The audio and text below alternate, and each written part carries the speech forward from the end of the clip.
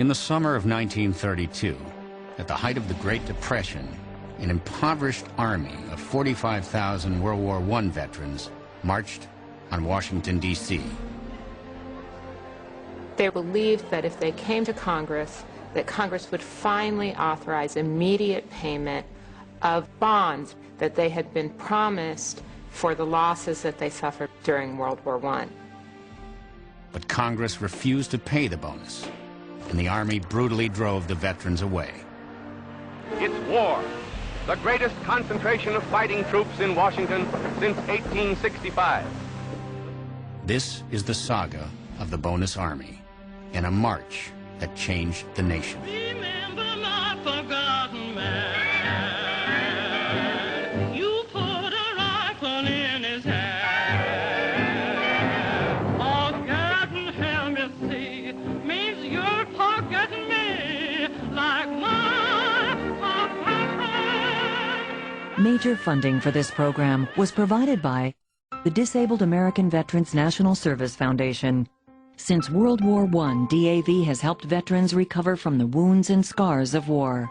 DAV, building better lives for America's disabled veterans and their families. Additional production support provided by Tawani Foundation, promoting the ideal of the citizen soldier at the Pritzker Military Library, Chicago, Illinois, and by the Humanities Council of Washington, D.C. America was not prepared when it entered World War I in 1917. Fighting the Germans required young American men by the millions, and the only way to get them was through conscription. The American Army, for the first time in its history, will be composed of a majority of conscripted troops. And when the draft is explained to the American people, it's called selective service. Some men were selected to fight, others to work in needed defense industries, or as farmers. So it's a different conception of military service as work, as opposed to just simply a civic duty. The first American troops arrived in France in June of 1917. In just 18 months, nearly 100,000 lost their lives. 200,000 more were wounded or gassed. Also, over there, were hundreds of thousands of African American soldiers. Barred from combat with American units, many fought courageously under the French flag. For the first time, many of these people experienced what it was like to be treated as fully human beings by white people. When the armistice was signed on November 11, 1918, most of the Americans that had served would never be the same.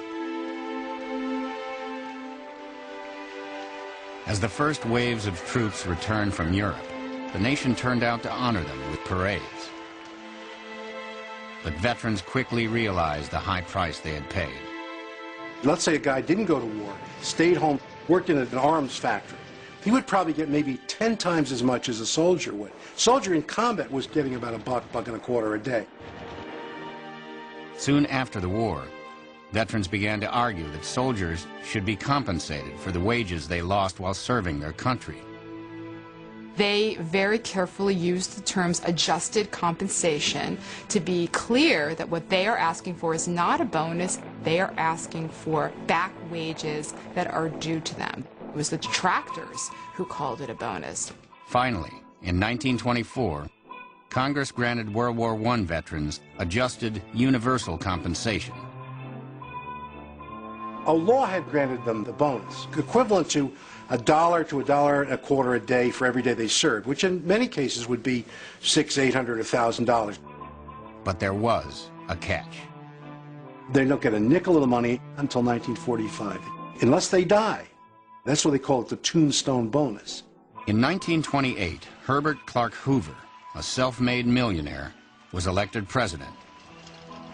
In his inaugural address, Hoover proclaimed that the future of the country was bright with hope. Just 7 months later, the stock market collapsed, and the country descended into the Great Depression.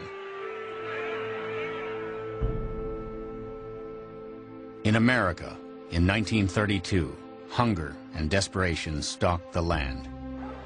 25% of workers were unemployed, and many were veterans. One of them was Walter W. Waters, down on his luck in Portland, Oregon. He had been a sergeant in the war, and that's an indication that you were a pretty good soldier. And there were a lot of veterans sitting around trying to find what to do next. Then came a ray of hope. A bill calling for an immediate cash payment of the veterans' bonus was introduced in Congress. Waters became obsessed with it. During this time, I was anxiously watching reports in the newspapers of the progress of bonus legislation. And I noticed that the highly organized lobbies in Washington were producing results, regardless of the justice or injustice of the demand. At a meeting of jobless veterans, Waters stood up and urged them to march on Washington. And when that happened, it kind of clicked for these guys. Eventually, there were about 300 of them. And they go down to the railroad yard to hop freights. And they go all the way across the country to Washington. Once I built a railroad, I made it run. They called themselves the Bonus Expeditionary Force, or BEF, a play on the American Expeditionary Force, the collective name for the troops sent to France. But soon, they were simply known as the Bonus Army. They carried knapsacks, or duffel bags, or bedrolls, with tin cups dangling. They had $30 among them. Meanwhile, word of the BEF was spreading. Even as Waters and his men were heading towards the Capitol, 25 vets from Tennessee were circling the White House in a truck bearing the sign, "We want our bonus." And they start from everywhere. They start from Los Angeles. They start from Las Vegas. They start from Mississippi and Texas. They come from everywhere. Antonio Oliver, a veteran gassed in the Argonne Forest in France, drove from Pennsylvania with his twin sons, Nick and Joe. My dad got word to march on Washington and thump the tub for the bonus that they promised the veterans in 1924. And I think it was approaching dawn when he got there. And my father woke us up and says, "There's the Capitol building." I never forgot that. While streams of bonus marchers headed toward the Capitol, Pelham Glassford, the new D.C. police chief, prepared for their invasion. I had been aware from the first that the BEF was symbolic of the vast army of unemployed. Anything unfortunate that happened might easily precipitate widespread social disorder. Pelham Glassford was a decorated brigadier general during World War I who commanded the loyalty of his men in a very personal way. Glassford was really pleased in many ways that the veterans were coming to Washington. But he knew that the politicians were not sympathetic. Officials were also concerned that a large number of African American veterans were mixed in with the marchers. And the irony is that going back to the Great War, the African American troops were segregated from the white troops. Also preparing for the bonus army was a prominent World War I veteran, General Douglas A. MacArthur. The United States Army, through its Military Intelligence Division, remained greatly concerned about the possibility of revolution. The Army developed a plan to defend the United States Capitol in the case of civil insurrection. And they were talking about using tanks, machine guns, gas. By the time the bonus marchers arrived in Washington, the Army was more than ready to deal with them. At the end of May 1932, nearly 10,000 bonus marchers occupied the nation's capital, and tens of thousands more were on their way. Police Chief Glassford realized he was on his own. They followed their leaders in the childlike faith that their government would help them, just as they had responded during the war. Hence, I felt these veterans could not be treated like bums. On June 4th, thousands of Washingtonians lined the streets to see what the Washington Post called the strangest military parade the Capitol had ever witnessed. The BEF was marching in full force. Within days, Walter Waters had a full-fledged lobbying operation underway. The veterans frankly made a nuisance of themselves. A couple of veterans were always sitting in each representative's waiting rooms. The representatives were solicited outside the building as well. The strategy quickly paid off. After just 2 weeks, the House of Representatives passed the bonus bill. The BEF had won a battle, but a greater one awaited them in the Senate. In a remote neighborhood of Washington known as Anacostia, an enormous tent and shack city rose from the mudflats. Here, the threadbare heroes of World War I formed their last great encampment.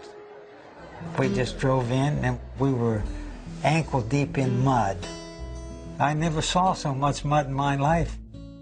American flags could be seen flying from every possible vantage point. A city was laid out in Anacostia. The streets were named by states. There was a library in the center of it run by the Salvation Army. There was music day and night. There was gospel music, and there was blues music, and there was country music, and popular music. There are people who built beautiful little replicas of suburban homes. There were guys who were buried alive for money. I well remember the veteran laying in a casket, saying, hey, they treat us like we were dead people. A popular form of entertainment in the camp was boxing. I was the best boxer. I was. We boxed. He'd pass the hat. My dad would get a little irate if we didn't really punch each other out. Then he'd throw up both of our arms. It was always a draw, always a draw, always a draw. People across the country sympathized with the bonus marchers' plight. But to official Washington, they were just a sign of trouble on the horizon. One of the stories that went largely unreported was that the color line seemed to have vanished in the bonus army camps. Visitors were astonished to see black veterans and white veterans sharing billets, chores, and rations. The military experience has the potential for transcending things like race. And for black veterans to be in company with white veterans was a revolutionary thing. Roy Wilkins, an enterprising young reporter working for the NAACP, decided to visit and see for himself. At Anacostia, there was no residential segregation. Recruits of any color were made welcome. It was a big event in the part of the city that I lived in. They had groups of whites and Negroes that formed a unit because they were from the same state. That was not so usual for the city of Washington. And there were lots of people, especially people in the military, who saw this as a very, very dangerous thing. And right there was the tragedy of it all. Men can live, eat, play, and work together, be they black or white, just as the BEF demonstrated. On June 17, 1932, thousands of bonus marchers assembled on Capitol Hill to maintain a vigil on the Senate, scheduled to vote on the bonus bill passed by the House. The shouts and songs of the veterans, "The Yanks are starving! The Yanks are starving!" could be heard in the Senate chamber as the heated debate went on. Late in the day, Waters delivered the result to his troops. The Senate overwhelmingly defeated the bonus bill, and the men were extraordinarily disappointed. But fortunately, a newspaper reporter suggested to Waters that he ought to order the men to sing America. And they did. They all sang America, and they dispersed peacefully. But Waters urged the marchers to remain in Washington. I am not advising anybody to go home. We intend to maintain our army in Washington regardless of who goes home. President Hoover and other people kept saying, why can't we drive them home? A lot of these people didn't have a home. It was pretty clear to everybody that they could not remain. But no one knew how to get rid of them, and no one wanted violence. On July 16th, the last day Congress was in session, Washington was on edge. Thousands of angry veterans surrounded the Capitol. Near midnight, the 72nd Congress adjourned. Congressmen left through back doors and underground tunnels to avoid confrontations. The situation had come to a head. The president ordered the evacuation of the veterans from downtown Washington. By police count, there were still 11,698 marchers and their families in Washington. Midway between the White House and the Capitol stood a row of half-demolished buildings where hundreds of marchers were living. On the morning of July 28th, the wheels were in motion to evict them. Waters urged his men to cooperate. Then someone began to throw bricks at the police. Glassford and several police officers run to the area. 2 cops are grabbed. 1 cop pulls out a gun and he fires. Another cop turns and he fires a shot. 1 veteran was dead and another lay dying. Now there's been bloodshed. Now you bring in the troops. When MacArthur moved his troops to the affected area, he knew exactly what he was going to do. And he adorned himself in his dress uniform along with his major aide, Dwight D. Eisenhower. The force stepped off at 4:30 p.m. More than 200 cavalrymen spread out across Constitution and Pennsylvania avenues. Behind them came 400 infantrymen, followed up by tanks and armored vehicles. I was about 7 years old at the time, and the troops were out on Pennsylvania Avenue. I was scared, and my dad kept saying nothing's going to happen. The cavalrymen, one of whom is Major Patton, have got their sabers out. The soldiers donned gas masks and without warning began hurling gas grenades at the veterans. The troops advanced, some jabbing with bayonets. Tear gas was just burning my face. I was trailing behind my dad, and he kept hollering, "Come on, boy, come on, boy." Marchers were choking from the gas, just like the battlefields in France. And so they're being forced out of their shacks by smoke bombs and tear gas hurled by the troops who have been called out by the President of the United States. Chief Glassford stood by helplessly. The veterans did not believe the country for which they had fought would ignore the plight into which the Depression had placed them. Many did not believe that United States troops would take the field against them. By early evening, most of the marchers had been driven across a drawbridge that led to their main camp. The president does not want MacArthur to cross the bridge, and MacArthur disregards the order. Eisenhower later says that he saw this happen.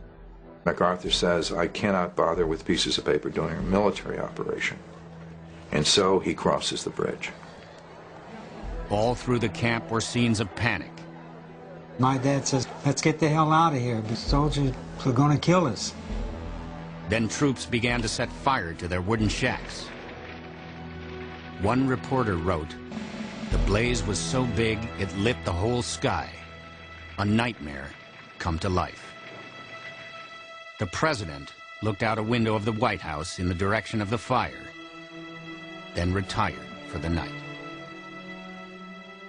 And the roaring flames sound the death knell to the fantastic bonus army that ends so disastrously in the shadow of the capital of the United States of America.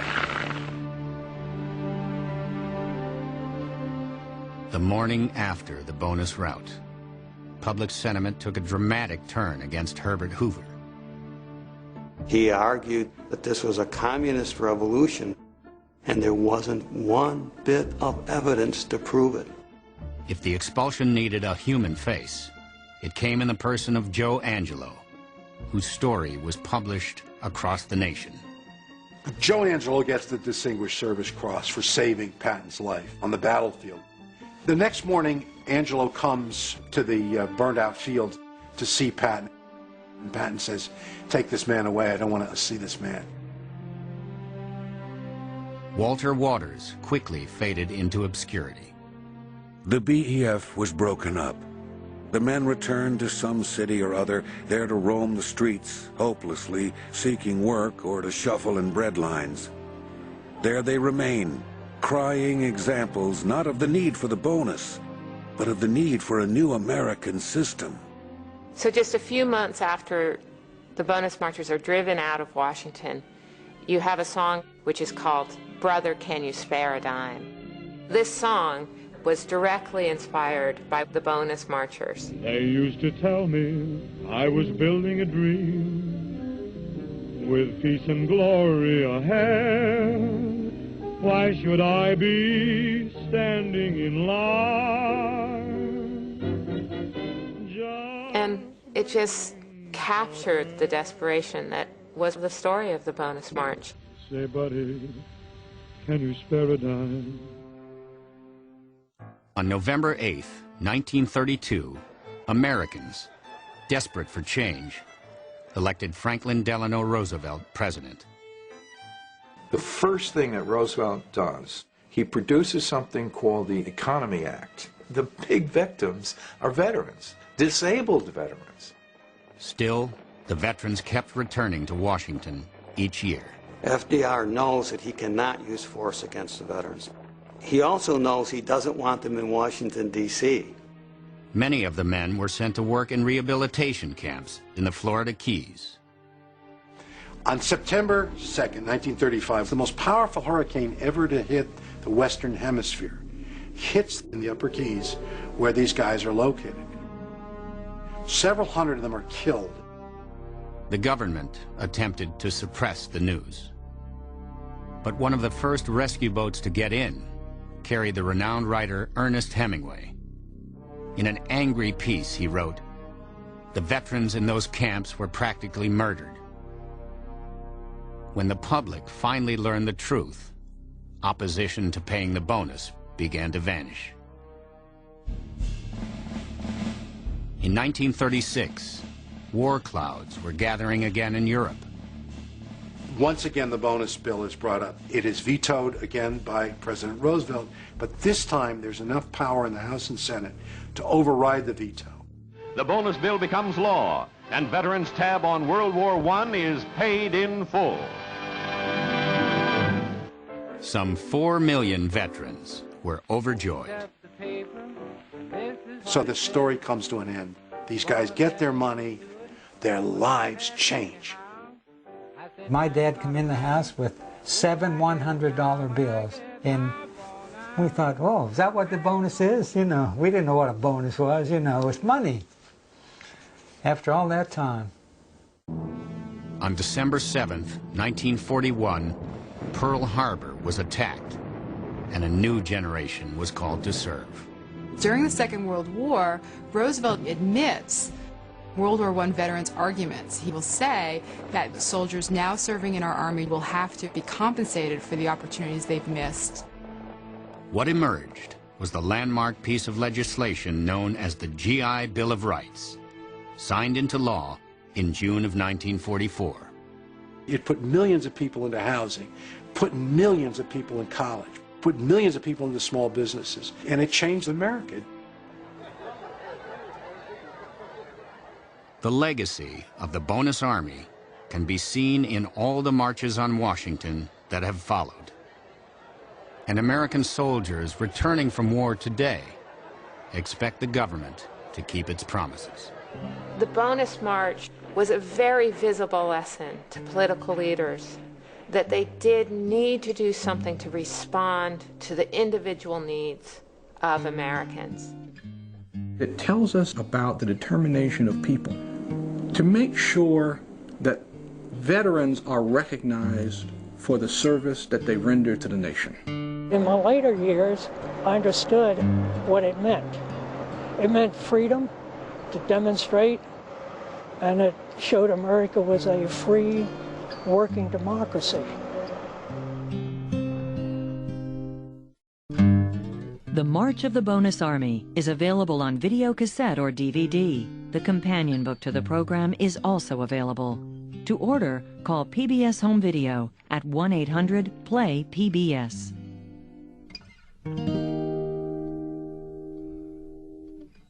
Once I built a railroad, made it run, made it race against time. Once I built a tower, now it's done. Brother, can you spare a dime? Major funding for this program was provided by the Disabled American Veterans National Service Foundation. Since World War I, DAV has helped veterans recover from the wounds and scars of war. DAV, building better lives for America's disabled veterans and their families.